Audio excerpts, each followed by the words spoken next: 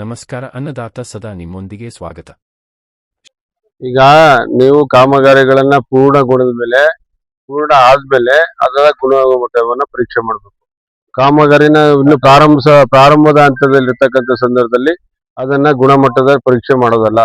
ಕಾಮಗಾರಿ ಪೂರ್ಣ ಆದ್ಮೇಲೆ ಈಗ ಹೋಗಿ ಚನ್ನೇಸುಪುರ ಗ್ರಾಮದ ರಸ್ತೆಯಲ್ಲಿ ಆಗಿದೆ, ಹೋಗಿ ಅಲ್ಲಿ ಚೆಕ್ ಮಾಡ್ಕೊಳ್ಳಿ ಗುಣಮಟ್ಟದ ಏನು ಎಷ್ಟು ಎಸ್ಟಿಮೇಟ್ ಅಲ್ಲಿ ಏನಿತ್ತು, ಯಾವ ರೀತಿ ಮಾಡ್ಬೇಕು ಏನು ಅಂತ ಅಲ್ಲಿ ಹೋಗಿ ಚರ್ಚೆ ಮಾಡಿ ನೋಡ್ಕೊಳ್ಳಿ. ಅದ್ರ ಬಗ್ಗೆ ನಾವು ಯಾವುದೇ ರೀತಿ ಇಲ್ಲ. ಆಮೇಲೆ ನಾನು ಇದರಲ್ಲಿ ಯಾವುದೇ ರಾಜಿ ಇಲ್ಲ.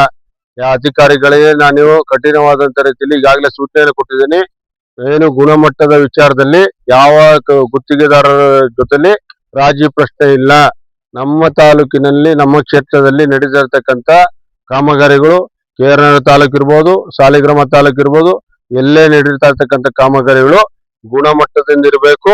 ಉತ್ತಮವಾದ ಸ್ಥಿತಿಗತಿಗಳಲ್ಲಿ ರಸ್ತೆಗಳು ನಿರ್ಮಾಣ ಆಗ್ಬೇಕು ಅಂತಕ್ಕಂಥ ನಿಟ್ಟಿನಲ್ಲಿ ನನ್ನ ಆಶಯ, ನನ್ನ ಗುರಿ ಅದೇ.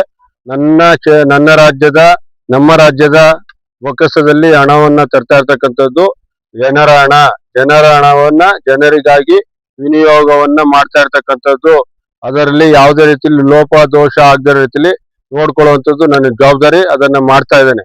ಖಂಡಿತ ಈಗಾಗಲೇ ಅದಕ್ಕೆ ಅಧಿಕಾರಿಗಳು ಕೂಡ ಕಠಿಣವಾದಂತ ರೀತಿಯಲ್ಲಿ ಸೂಚನೆಯನ್ನು ಕೊಟ್ಟಿದ್ದೇನೆ. ಯಾವುದೇ ರೀತಿಯಲ್ಲಿ ಯಾವುದೇ ಒಂದು ಕಾಮಗಾರಿ ಇರ್ಬೋದು, ಎಲ್ಲಾ ರೀತಿಯ ಕಾಮಗಾರಿಗಳು ಗುಣಮಟ್ಟದಿಂದ ಇರಬೇಕು ಅಂತ ಹೇಳಿ ಸೂಚನೆಯನ್ನು ಕೊಟ್ಟಿದ್ದೇನೆ.